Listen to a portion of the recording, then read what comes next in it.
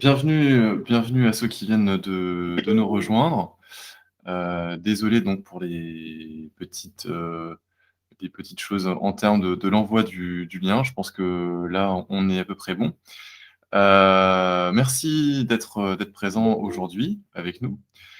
Et donc, les équinotes, en fait, ce sont des sessions qu'on présente tous les mois environ. Donc voilà, ce sont des sessions de partage ouvertes à tout le monde. Et aujourd'hui, on va vous présenter quelque chose autour des pipelines de continuous delivery. Partager mon écran et nous allons pouvoir commencer. On peut me confirmer, vous voyez bien l'écran, c'est OK? On voit bien. OK, merci. Eh bien, c'est parti. Bienvenue du coup pour cette équinote du mois de novembre. Aujourd'hui, on va vous présenter un joli sujet qui va être les pipelines de continuous delivery. Mais alors du coup, Antoine, est-ce que déjà ça te dirait d'introduire le sujet, d'introduire la presse? Ah d'accord, tu veux que j'introduise Ouais. la présentation? Ouais. D'accord. Parce qu'en fait, moi, j'ai rien préparé et en fait, ça tombe bien parce que j'ai un copain là qui est venu nous soutenir. Bon là, il est un peu occupé en ce moment, je crois qu'il est en train de réparer des problèmes de production. Et du coup, si tu veux, je lui propose, je pense qu'il va nous improviser un petit truc sur Continuous Delivery. Pourquoi pas? Je vais le chercher, hein, je Bah, reviens, j'arrive tout de suite. Je vais ramener mon pote aussi, du coup, ce sera fait. 30 secondes.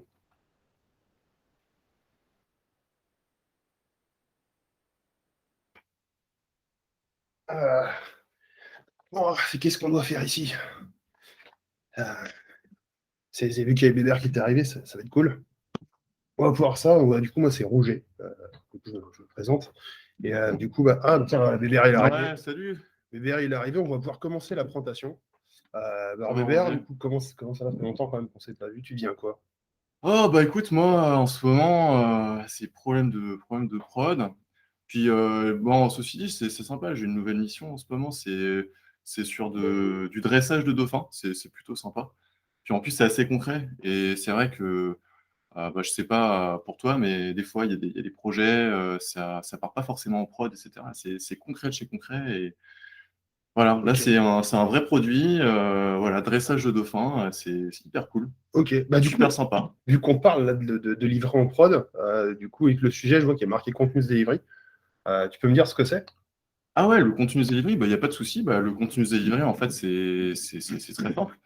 Le principe en fait du continuous delivery, c'est que à chaque fois, donc c'est une équipe de développement, d'accord, équipe de développement.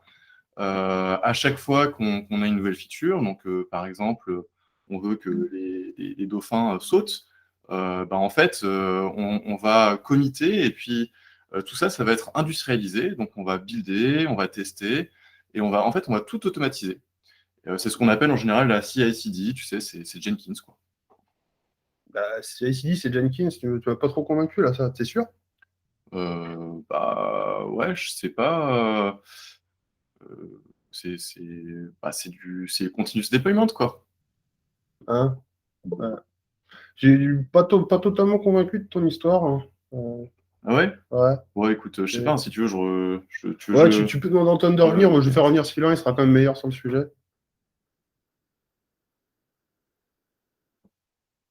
Bon, alors. Désolé, hein, je sais pas ce que c'est que ce mec. Ça La leur a... dernière fois que je l'ai rencontré, il n'était pas comme ça. Alors, encore. Euh, ouais, bon, si vous avez pas trop été convaincu par Weber non plus, c'est normal. Effectivement, hein, continuous deployment et continuous delivery, c'est deux choses qui sont différentes. On le verra pendant cette présentation. Et donc, finalement, le continuous delivery, qu'est-ce que c'est? Le continuous delivery, donc, c'est la capacité, si on prend la définition, en tout cas, qui est tirée de continuousdelivery.com, c'est la capacité à avoir des changements de n'importe quel type, de manière sûre, rapidement et durable dans le temps. Tout simplement. Donc en fait, il n'y a pas de notion d'outil, il n'y a pas de notion d'ailleurs même de forcément déployer dans un rythme bien précis. C'est donc sûr, rapide, donc facile, et durable dans le temps. Et comment on fait ça? Donc sur le comment, du continuous delivery, c'est en maintenant un état du code qui soit toujours déployable. Et donc, même si, j'ai énormément de personnes qui travaillent en parallèle. Bref, de toute façon, aujourd'hui, on ne va pas forcément s'intéresser exactement à tous les principes derrière le continuous delivery et les intérêts et la philosophie du continuous delivery. On va être sur quelque chose qui va être un petit peu plus concret. En tout cas, moi, ce que je voudrais dire sur le continuous delivery, c'est que, pour mieux le comprendre, parce que cette définition, elle reste un petit peu vague, pour mieux le comprendre, je voudrais faire une petite ellipse et passer par le test-driven development. Donc, je pense que tout le monde ici a déjà entendu parler du test-driven development. C'est pareil, c'est une définition très simple et en pratique, et dans les faits, c'est pas forcément directement à quoi on s'attend quand on parle de de test-driven development. Et d'ailleurs, donc, une personne qui est très influente sur les pratiques de test et les pratiques de développement, qui s'appelle Dan North, avait écrit un article il y a, assez longtemps maintenant, c'était en 2003, pour dire que justement, en fait, bizarrement, le test driven development, eh ben, il s'agit pas de tests, en fait. C'est plutôt tout ce qui est autour qui est intéressant. D'ailleurs, cet article, qu'on a un peu de mal à trouver aujourd'hui, il l'a cité lui-même dans une présentation qui est beaucoup plus récente, 2019, si je ne dis pas de bêtises, sur le BDD. Donc là aussi, un autre outil qui est pris comme un outil de test. Et pareil, même remarque, Behavior Driven Development is not about testing. Eh bien, pour le continuous delivery, c'est pareil. C'est comme le TDD, en fait, même si c'est facile à comprendre comme ça et qu'on se dit: «Bah, c'est une question de delivery», en fait, continuous delivery, moi, j'ai envie de dire, c'est pas vraiment il s'agit pas vraiment du delivery. En fait, ce qui est intéressant, c'est tout ce qui est autour. Tout ce qui est autour, c'est-à-dire finalement, la manière dont ça va favoriser l'agilité, l'amélioration continue, la qualité du code, je vais pas tous vous les citer. On va pouvoir se concentrer sur ce qui a de la valeur, un meilleur engagement de l'équipe. À la fin, éventuellement donc, plus de valeur aussi business pour l'entreprise. Mais il s'agit pas foncièrement du delivery, même si évidemment on va en parler, mais c'est pas le but en soi, c'est pas le but recherché.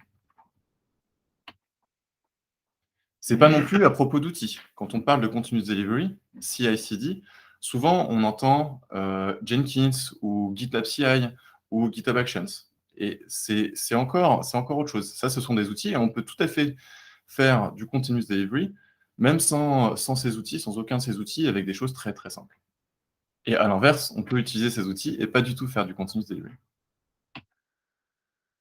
Donc, quoi dire d'autre? Bah, en fait, déjà, le continuous delivery parle foncièrement de pratique d'équipe, pratique, de développement, et il s'agit surtout de ça. Quelle pratique et quelles choses concrètes on aimerait vous présenter aujourd'hui? Ce sont celles qui sont tirées d'un ouvrage écrit par Dave Farley. Dave Farley, qui est donc aussi l'auteur du livre Continuous Delivery à l'origine, donc le livre qui a été publié en 2010, qui donc a popularisé le concept à l'époque de continuous delivery. Et il en a réécrit un autre en solo cette fois, en 2021, avril 2021, avec quelque chose de très, très, très pragmatique, très pratique aussi, donc orienté autour des pratiques. Et donc, on a fait cette lecture avec Sylvain et on a appris beaucoup de choses. Et donc, éventuellement, bien sûr, il y a toujours un peu d'interprétation dans ce livre, donc ça sera, ce qu'on a compris de ce bouquin dont on va vous parler aujourd'hui, mais mais aussi ce que ça nous évoque par rapport à nos expériences et cetera. En tout cas, on reviendra sur ce livre qui est excellent et donc maintenant, la question c'est comment on va vous raconter tout ça et comment on va faire en sorte que ça soit parlant. Et nous, on aime bien, bon, on n'en aime pas trop les Playmobil, mais par contre, on aime bien quand les histoires vont en avant. Donc, en avant les histoires. Vas-y, Sylvain. Je ne m'écoute pas celle-là. Allez. Donc on va commencer par vous raconter la petite histoire, la jeunesse d'un projet. Mettons que on va vouloir créer ce nouveau projet. Premier chapitre de cette histoire, qui s'intitule The Walking Skeleton. On va commencer par ici. Donc, il était une fois, on a une idée d'un projet. Et en fait, on est pour l'instant sur feuille blanche, ça veut dire comment on va commencer. En tout cas, ce qui est recommandé ici, c'est de commencer par ce qu'on appelle un walking skeleton. On va essayer de définir déjà ce terme tel qu'il avait été instauré dans le livre Crystal Clear d'Alistair Coburn. Un walking skeleton, c'est une première version ultra minimaliste, mais de bout en bout, de l'application, quitte à ce qu'elle ne contienne aucune fonctionnalité. Ça peut être un simple Hello World, mais au moins, on a toute notre stack, tout de bout en bout, qui est fonctionnel. Et alors, comment arriver à ça On va passer par quelques petites étapes. Les premières étapes vont parler de s'accorder au sein de l'équipe. Premièrement, s'accorder sur l'architecture de base. Mon walking skeleton, suivant que je veuille mettre une base de données ou une API ou un front-end, ne ressemblera pas à la même chose. On va se mettre d'accord déjà sur cette architecture de base. Une fois que l'on s'est mis d'accord, deuxième étape, on va se mettre d'accord sur comment on va écrire des tests d'acceptance. Donc ce sont des tests qui vont être très orientés sur la finalité de l'usage, des tests end-to-end si vous voulez, et qui vont vraiment définir comment, est-ce que l'application répond aux besoins initial. Donc là, on va se mettre d'accord sur comment on va écrire ces tests-là. Troisième étape, on va se mettre d'accord sur quelle va être cette feature minimale. Alors, bien que le terme feature ici n'implique pas que ce soit une valeur livrée au client. On va vraiment parler de la trame minimale que l'on peut mettre pour arriver à quelque chose qui est de bout en bout. Ça peut être un simple Hello World à nouveau. Une fois qu'on s'est mis d'accord sur tout ça, donc l'équipe va implémenter ce walking skeleton, mais également tous les outils. Donc par outil, j'entends potentiellement des scripts bash, tout simplement, ou quelque chose d'un peu plus complexe si le besoin en est, pour déployer ce walking skeleton. Et également pour le tester sur un environnement. Enfin, dernière étape, l'équipe va écrire tout l'outillage également qui va servir à exécuter les tests d'acceptance. Comment on fait pour exécuter ces tests et valider que le walking skeleton répond bien aux besoins. Une fois qu'on est arrivé là, il y aura deux points importants. Le premier point important, ça va être de se dire que maintenant, dès qu'on va vouloir écrire une nouvelle feature, donc vraiment quelque chose qui apportera de la valeur, business, j'entends, toute cette partie-là devra passer par une implémentation en TDD et par l'écriture de tests d'acceptance pour valider cette nouvelle feature. Deuxième point, et ce deuxième point va nous faire passer au chapitre suivant. Une fois qu'on a tout cet outillage, donc le walking skeleton, il va être important d'écrire le pipeline de continuous delivery, comment on fait pour livrer concrètement cette chose-là. Donc, second chapitre de notre histoire, le pipeline minimal. Quelle est la chose la plus simple que l'on puisse écrire pour aller vraiment de bout en bout sur ce déploiement? Et le pipeline minimal, il va se dérouler concrètement en quelques étapes. Donc, l'étape 0, si j'ai envie de dire, c'est que quand j'ai un développeur qui envoie du code dans un repo de code, c'est vraiment l'étape la plus simple. L'étape qu'en général, la plupart des projets savent faire. Jusque-là, ce n'est pas trop un problème. C'est plutôt très simple. Et à partir de là, les choses vont se compliquer un peu. Donc, les étapes qui sont définies dans ce pipeline minimal, la première étape va s'appeler la phase de commit. Dans cette phase, l'objectif va être de récupérer ce code, d'exécuter très rapidement des tests unitaires pour avoir un premier feedback, des tests pour avoir un premier feedback, et de construire, de packager ce qu'on va appeler un artefact.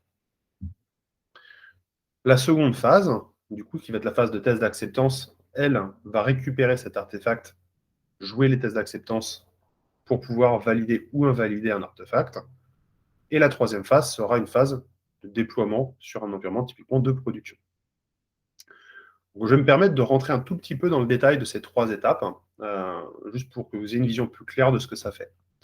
Premièrement, la phase de commit, en général, elle sera découpée en 3 grandes parties. La première, du coup, partie qui va être vraiment un moyen de récupérer le code, donc le checkout. Ceci est en général trigger par un hook sur le système de contrôle de version. Une deuxième partie où on va dérouler tout un tas de tests. Donc, dans la version minimale du pipeline, il est recommandé d'avoir les tests unitaires exclusivement, mais dans un futur, on pourrait imaginer que c'est aussi à cet endroit qu'on va pouvoir y mettre des linters, des tests de qualité de code, etc. Et en fait, toutes ces étapes, on va s'autoriser à pouvoir discard un build qui ne respecte pas les critères de qualité que l'on va exiger sur un projet. Si tout est passé, je passe par la dernière step qui va être la step de packaging pour envoyer dans l'artefact repository. Et ici, mon package, il va être indiqué comme étant une release candidate. Alors attention, release candidate, pour les personnes qui viennent du monde open source, c'est souvent quelque chose qui a une connotation. C'est-à-dire on va avoir la RC1, la RC2, avant d'avoir les releases définitives. Ici, ce n'est pas vraiment ça.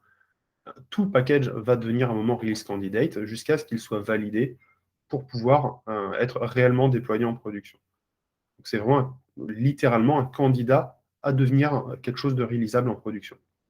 Donc du coup, t'as pas Snapshot? Non, mais ça, je pense qu'on pourrait y revenir un peu plus dans le détail après, il n'y a pas de problème. En effet, il n'y aura pas de snapshot. La seconde phase, si je rentre également un petit peu dans le détail, elle va consister à récupérer l'artefact. Et donc là, vous pouvez voir, si vous avez été un petit peu rapide à la lecture, qu'il y a écrit pull latest artefact, et on reviendra, mais ce mot latest est important, suivi de tout un tas d'étapes qui seront nécessaires pour aller dérouler ces tests d'acceptance. Généralement, ici, on va retrouver des étapes de setup de base de données, de setup d'infrastructure, de déploiement concret de mon artefact et de lancement du moteur de test d'acceptance. Et ces éléments-là, ces tests d'acceptance vont bien se dérouler sur un environnement de test dédié. Ils ne se déroulent pas directement sur la machine, contrairement aux tests unitaires qu'on a pu voir tout à l'heure. Comme sur la première phase, on va s'autoriser à discard un build s'il y a un problème ici. Et si tout fonctionne, on va venir flaguer, peu importe le moyen, est-ce que c'est un move, est-ce que c'est un tag, est-ce que c'est... peu importe, flaguer l'artefact comme étant prod ready. Il passe de release candidate à prod ready. Enfin, la dernière phase, qui est la phase, on va dire, bizarrement la plus simple, quand on suit ce process, ça va revenir à dire on récupère le dernier artefact qui était prod ready et on le déploie sur l'environnement de production. Ici, c'est quelque chose de relativement simpliste. Ici, j'ai bien parlé du pipeline minimal. Potentiellement, dans vos tests, vous vous dites oui, mais on n'a pas parlé de tests de performance, on n'a pas parlé de tests sur la migration de données, potentiellement de tests manuels ou d'autres phases de tests qui ne seraient pas mentionnées ici. Et moi, je répondrais oui. Mais en fait, ce n'est pas ce qu'on va mettre dans le pipeline minimal. À nouveau, ça va être un processus itératif.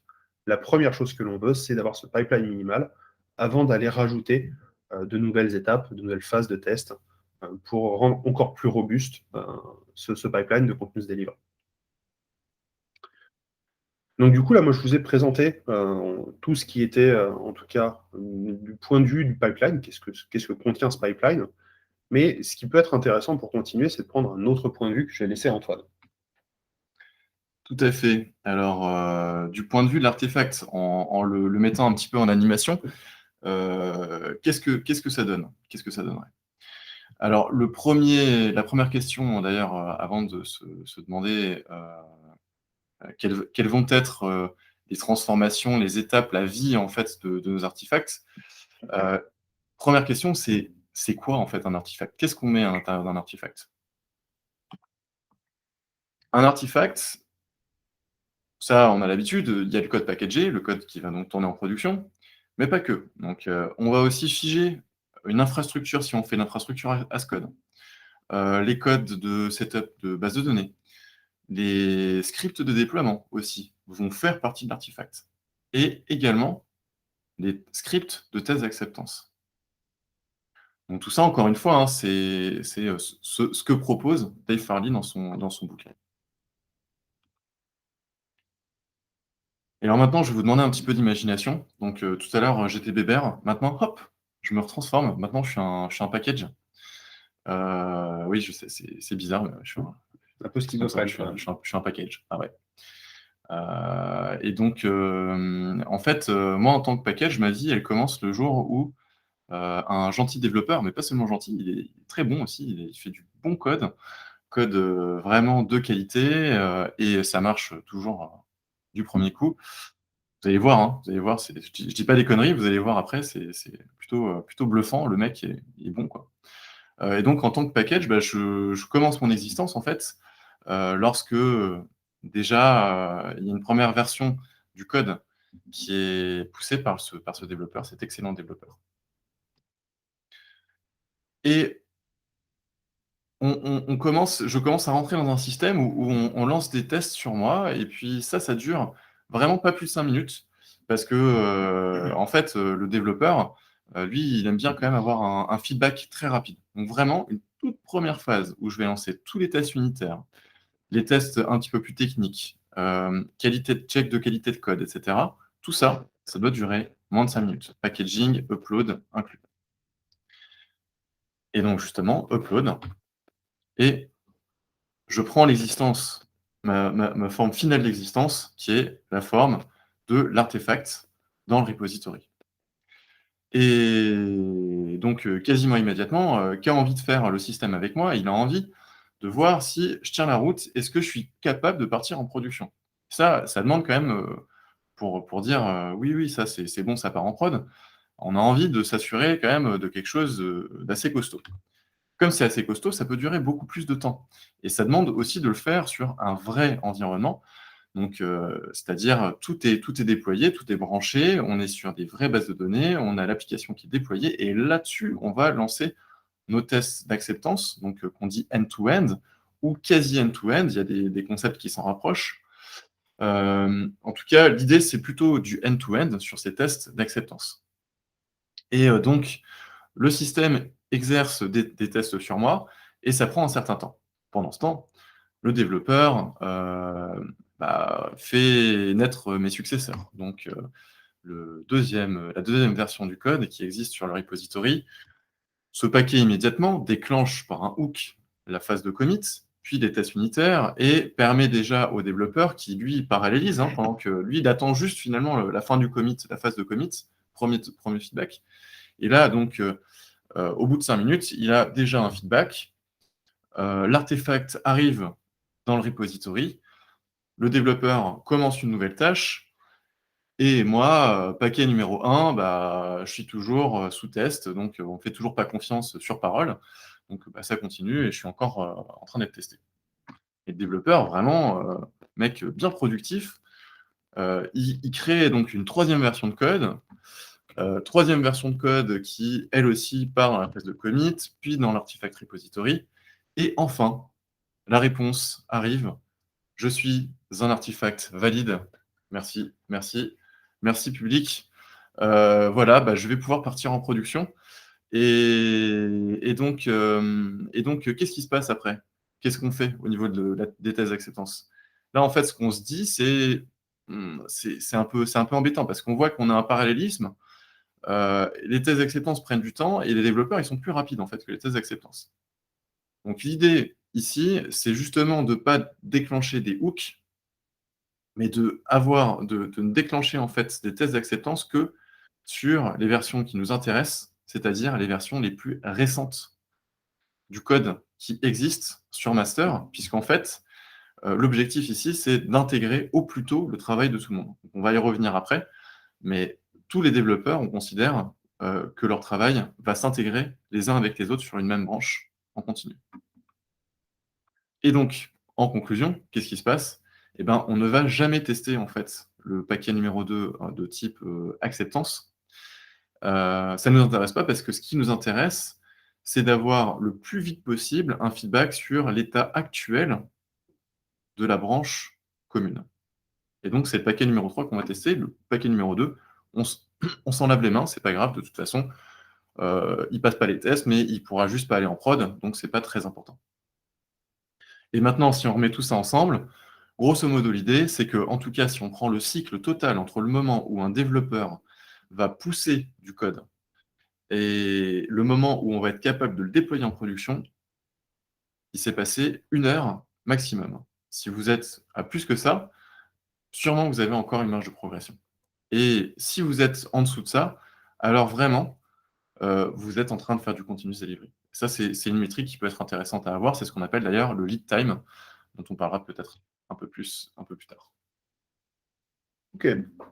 Donc ici, on termine cette petite histoire. En tout cas, voilà, on va en parler de la mise en place de tout ça. Donc, on a abordé beaucoup de sujets. On aimerait juste revenir sur quelques éléments clés structurants en fait, de la mise en place de ce pipeline. Et en fait, on va revenir sur 4 concepts clés.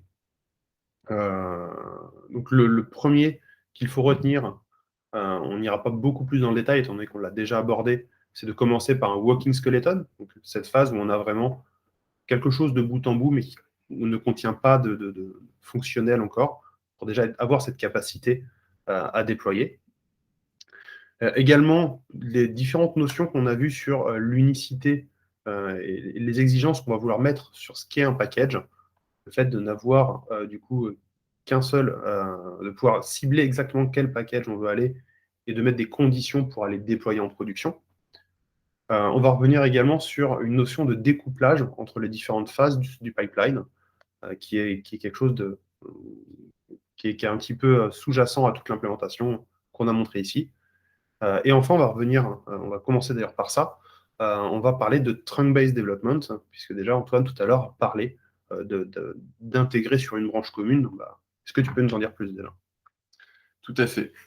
Alors, le trunk-based development, pour déjà spoiler un petit peu, en fait, le trunk-based development, c'est vraiment très spécifique à, disons, un système avec des branches, etc., où on peut en tout cas faire des branches, mais c'est aussi à l'origine connu sous le terme continuous integration. Et en réalité, continuous integration, c'est quoi?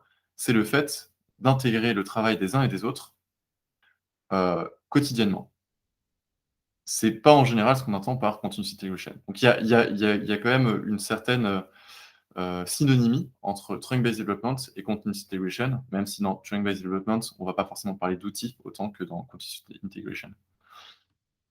Mais donc, ce qui est important de savoir avant d'arriver un peu plus en détail sur trunk-based development, c'est est-ce que vous connaissez ces bonnes pratiques pour comprendre un petit peu le trunk-based development? Moi, j'en ai une, elle est excellente. J'adore cette pratique. C'est moi, c'est bon, j'ai fini, ça marche sur mon poste. Ça vous rappelle quelque chose? Ça, c'est excellent. Hein, vraiment, je vous le conseille. Super pratique d'équipe. Bah, du coup, j'en ai une autre.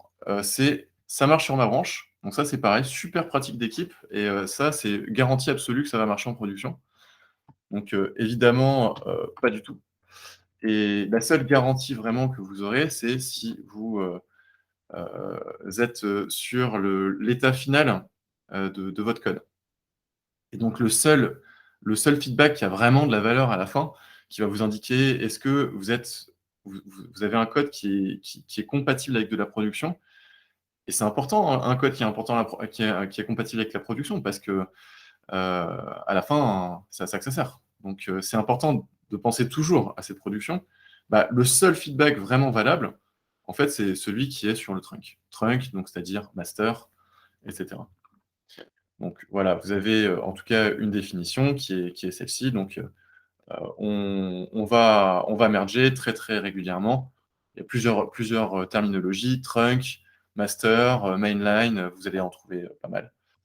Et donc, pour éviter quoi? Pour éviter des branches de release qui vont ensuite être remergées sur master, et puis des feature branches qui vont durer pendant très longtemps avec des conflits qui sont problématiques et qui vont peut-être mettre à mal une date très importante de mise en production que vous aviez prévue. À la place, on a en tout cas pour une équipe de dev qui est assez réduite, tout le monde qui va committer directement sur master. Donc évidemment, ça va pousser, ça va être très, très challengeant en termes de communication et de penser à faire des choses qui ne cassent pas la prod. Heureusement, on a un pipeline de continuous delivery qui nous assure de bout en bout qu'on ne va pas casser la prod et on va être alerté tout de suite si on est en train de casser la prod. Donc on pousse tout sur le master et surtout, on ne vient pas remerger des branches de release sur le master, etc., qui sont éventuellement problématiques. Pour des équipes un petit peu plus à l'échelle, on se permet d'avoir ce qu'on appelle des short living branch, mais ça ne doit pas durer plus de 1 jour ou 2. Donc ça, c'est tiré du site trunkbaseddevelopment.com. Évidemment, on pourrait se dire, oui, mais bon, là, tu nous vends ce que vend le site trunkbaseddevelopment.com. Alors, évidemment, eux, ils vont donner un point de vue qui est très, très positif. Mais ce n'est pas seulement eux. Ça, c'est une pratique qui est quand même poussée par une grande majorité des personnes qui sont référentes dans les pratiques logicielles aujourd'hui. Donc, déjà sur le site continuousdelivery.com, puisqu'on est en train de parler de continuous delivery, donc c'est quand même considéré comme central. On l'appelle continuous integration ou trunk-based development. Dave Farley, donc là, dans le livre en question, puisque ratterrissons sur nos bases, voilà, à travers son bouquin, il en parle aussi.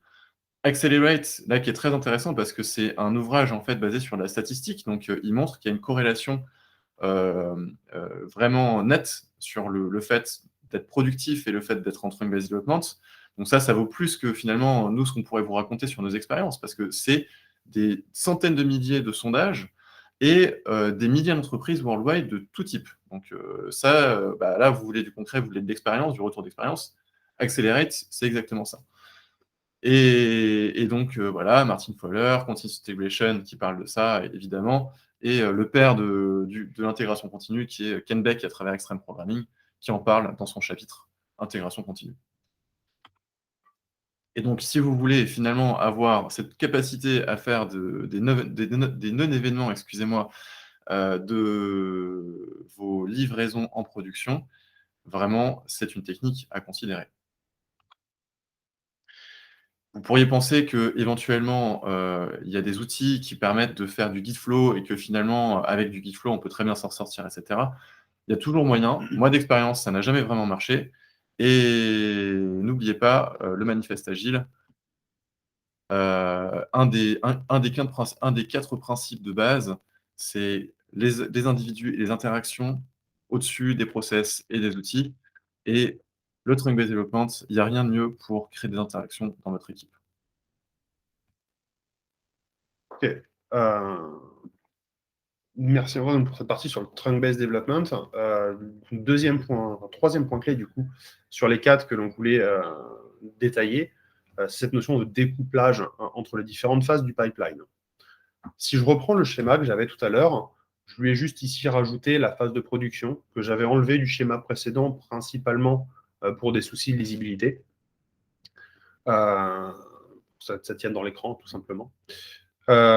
Si je reprends ce schéma, je l'ai même pas vraiment simplifié, et que je m'amuse à enlever tout ce qui ne fait pas partie vraiment du pipeline en soi, donc tout ce qui n'est pas dans le gros carré blanc. Si j'enlève ça, en fait, je me retrouve avec 3 jobs qui s'appellent Commit Phase, Acceptance Test Phase et Production Phase, et je peux voir qu'il n'y a aucune flèche qui va directement de l'un à l'autre. Contrairement à ce que l'on a de manière assez habituelle, de dire que quand on a fini le test unitaire, on déclenche directement la test acceptance, puis on déclenche la phase de production. Ici, il n'y a pas cette succession explicitement décrite dans mon pipeline. Au lieu de ça, on se retrouve avec des jobs qui sont totalement indépendants les uns des autres. En fait, ça peut paraître un détail. En fait, ça va vraiment permettre de faire des choses très intéressantes. Typiquement, de pouvoir déclencher ces différentes phases sur des événements qui sont complètement différents. La phase de commit, elle est intéressante à déclencher sur un hook pour avoir un feedback qui soit très rapide. La phase d'acceptance test, elle va pouvoir se déclencher quand elle a le temps, en fait, quand elle n'est pas déjà occupée. Donc, en fait, être capable de découpler comme ça ces phases de pipeline, ça va vous apporter plusieurs avantages. Le premier, c'est d'avoir un moyen naturel de limiter l'effet de file d'attente ou de queue sur les différentes phases.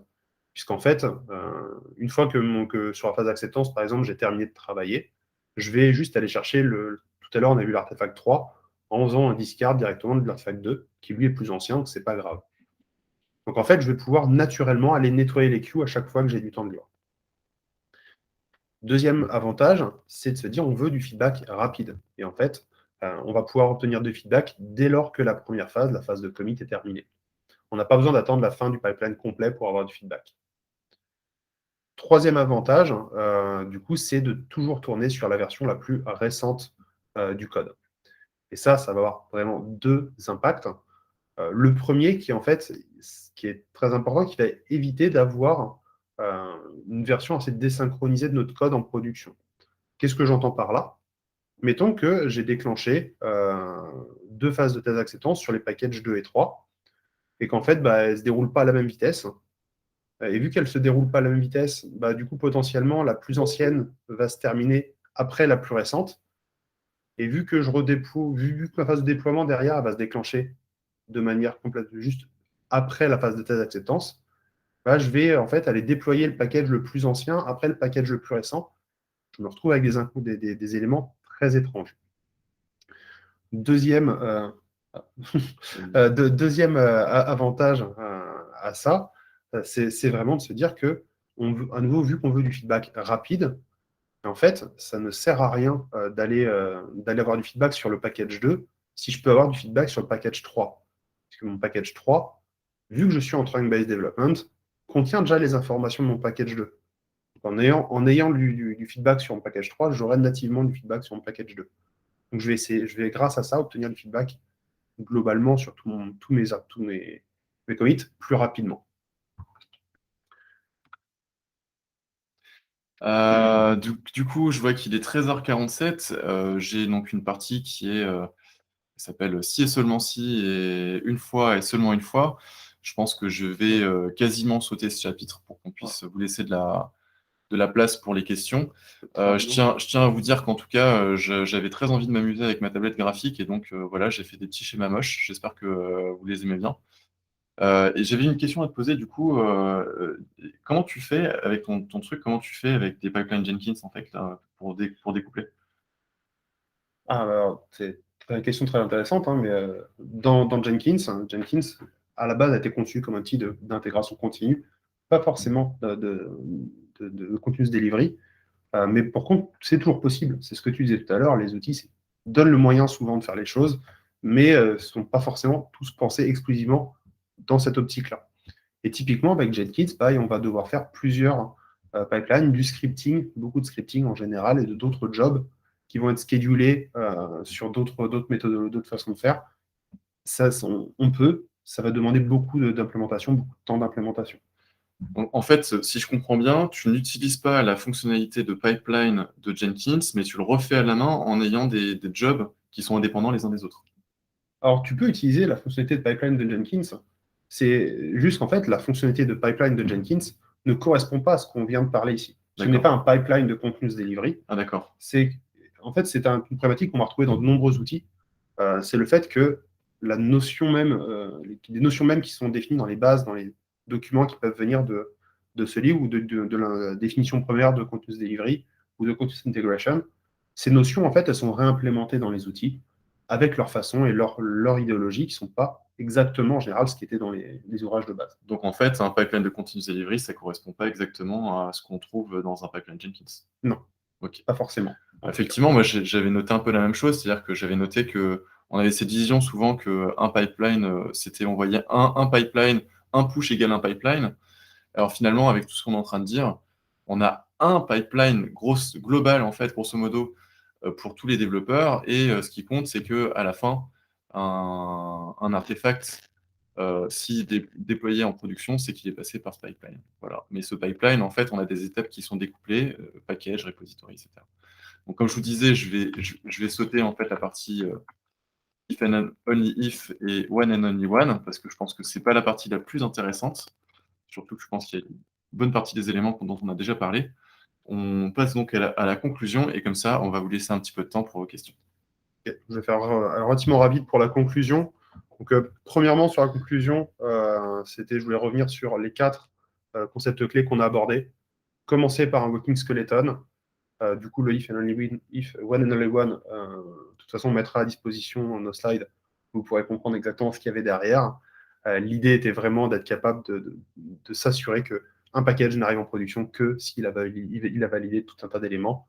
Et qu'on teste qu'une seule fois, qu'on n'ait pas besoin de tester 50 fois le même paquet. Voilà. Essayez au maximum de découpler les différentes phases de votre pipeline et utiliser du trunk-based development. En cadeau bonus, 4 autres conseils que vous pouvez vous apporter très rapidement. Le continuous delivery, ce n'est pas une notion d'outillage, c'est une notion vraiment de pratique, de concept. La plupart des outils savent le faire. Essayez de comprendre comment sont designés les outils et faites attention aux termes utilisés qui ne sont pas forcément les termes que vous retrouverez dans la documentation de continuous delivery. Donc, deuxième conseil, commencez toujours par quelque chose de simple à mettre en production avant de passer sur quelque chose de compliqué. Troisième élément, garder des pipelines qui sont relativement courts. On a parlé de 1 heure tout à l'heure maximum entre le moment où on pousse et le moment où c'est déployable en production. Et enfin, assurez-vous toujours que vous n'aurez de la valeur que quand les utilisateurs pourront l'utiliser. Donc, pensez vraiment à cette notion de il faut pouvoir toujours amener les choses le plus rapidement en production. Dernier slide, et après on passera aux questions-réponses. Donc nous, comme on vous l'a dit, on s'est basé sur le livre donc, de Dave Farley qui s'appelle Continuous Delivery Pipelines. C'est un livre qui est plutôt court, en prix libre, avec un minimum à 13 $, je crois, en tout cas au moment de la présentation. Un bouquin qui expose des concepts très concrets, très pratiques. C'est vraiment une recommandation qu'on peut vous faire sur ce livre-là. Un mot de la fin, Antoine? Ouais, du coup, effectivement, donc c'est très concret. Et puis en plus, ça permet de se lancer en partant d'une feuille blanche. Donc il explique vraiment, voilà, vous commencez votre projet, vous commencez par ça. Boum, boum, boum. Très pragmatique, très clair. Et donc, ne confondez pas, il y a Continuous Delivery Pipelines, qui est celui écrit en 2021, et Continuous Delivery, avec 2 points et un truc très long derrière, qui est le bouquin en 2010. C'est 2 bouquins différents. Voilà, je préfère préciser. Effectivement, donc excellent bouquin. Merci beaucoup. Et donc, on peut passer à la phase de questions. Et donc, on va passer la main à Victor, qui va faire la facilitation sur les questions. Et nous, on vous répondra. Je vais quitter le partage d'écran le temps des questions-réponses. Je le réactiverai s'il y en a besoin. Pour vous voir. Ça marche. Donc, n'hésitez pas. Donc, vous pouvez lever la main. Bon, là, en ce moment, il n'y a aucune question. Donc, vous pouvez même prendre la parole directement si vous avez une question. Il n'y a pas de question. On a été si clair que ça. Moi, éventuellement, j'aurais une petite question. Alors, d'abord, merci parce que cette présentation m'a apporté vraiment une vision différente de ce que j'avais de la CI/CD avant de l'avoir, au moins de la partie continuous delivery. Et je sais bien que vous ne vouliez pas vraiment parler d'outils, mais est-ce que vous connaissez des solutions aujourd'hui qui permettent out of the box, on va dire, de mettre en place quelque chose qui ressemble à ce que vous avez décrit ici, parce que j'ai l'impression que justement les outils comme Jenkins ou GitHub CI, c'est pas le cas facilement. Out of the box, non. On connaît pas j'ai pas spécialement de recommandations d'outils à faire. Par contre, la plupart des outils, en effet, permettent de le faire. Et c'est juste qu'en effet, il va y avoir un travail plus ou moins conséquent suivant les outils. Ce que je recommande ici, c'est vraiment commencer par le faire avec l'outillage le plus simpliste possible, potentiellement même juste du bash, ça peut suffire à implémenter toutes ces choses-là. Et après, en gros, il suffira de trouver un moyen de scheduler ces scripts bash et de les déclencher sur les événements qui sont ceux que vous voulez. Ça pourra déjà faire le travail et ça permettra déjà d'implémenter un pipeline de continuous delivery. En tout cas, pour compléter un peu la réponse, par exemple, moi j'ai l'expérience d'avoir fait des pipelines au sens Jenkins un peu compliqués, avec des gates, etc. Ça ne répond pas vraiment aux besoins en fait. Et donc, le truc, c'est que a priori, ça a l'air de le faire, Dans les faits, c'est pas exactement, et le petit epsilon, en fait, qui fait que c'est pas exactement, bah, il change beaucoup les résultats. Et donc, moi, je recommande en tout cas de ne pas forcément trop se laisser guider par les outils pour ça, parce qu'on peut être biaisé et du coup, à la fin, se retrouver avec un truc qui est juste hyper compliqué pour réussir à faire effectivement du continuous delivery. Mais voilà, ça ne veut pas dire de jeter les outils à la poubelle, c'est juste d'avoir être un peu critique vis-à-vis de ces outils et pas les prendre tels quels. Ok, merci beaucoup. Est-ce qu'il y a une autre question?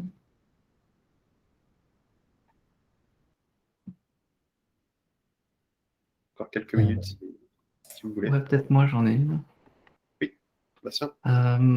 Donc, tu as parlé du trunk-based développement et tu as reprécisé que dans cette manière de faire, c'était intéressant de procéder à une mise en commun au moins une fois par jour.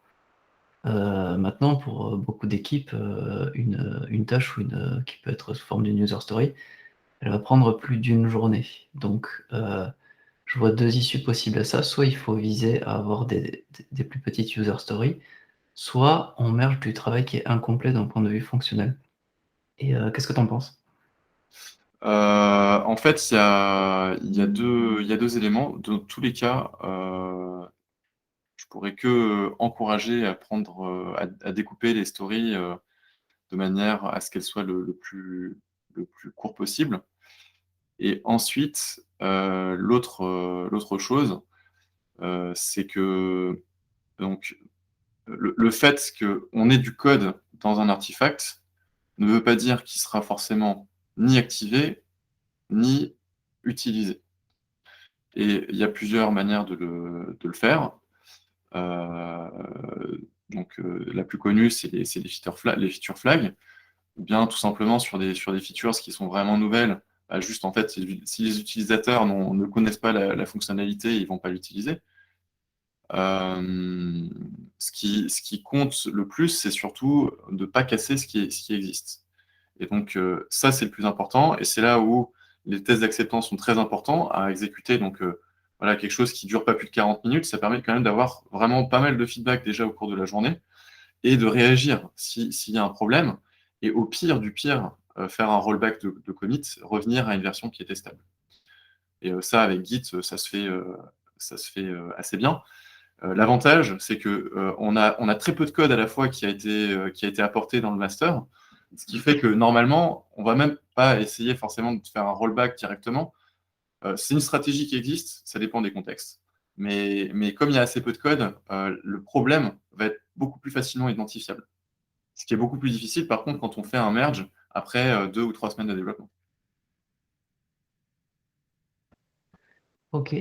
Donc, dans le cas d'un feature toggle, ça nécessite quand même que les devs, que le développeur soit capable de découper ses user stories en petits morceaux qui ont déjà un sens tout seul, ne serait-ce que pour le soumettre à revue et que le reviewer comprenne ce qu'il revoit. Pas forcément. Tu peux faire aussi du code qui simplement ne va pas casser l'existant et qui n'est pas complet. Donc, tu fais des merges régulièrement alors que tu n'as pas terminé ta story, quoi. Ou même tu pousses directement sur master. Ok. Le problème que moi j'ai avec ça, même si je vois beaucoup d'avantages, c'est que du coup, à aucun moment, il y aura une revue où il y aura l'ensemble des éléments de la user story pour voir s'ils sont cohérents entre eux. Alors, très Est-ce que tu as intéressant. une solution à ça? Tout à fait. Très intéressant. En fait, la revue globale Big Picture, elle est intéressante quand on termine une feature, mais il manque souvent quand même des revues intermédiaires qui permettent d'aller en profondeur sur ce qui est écrit dans le code. Typiquement, les revues globales, en général, on va louper une partie des trucs. C'est du volume de code qui est quand même assez important et on ne va pas pouvoir s'arrêter sur des détails et être très, très itératif.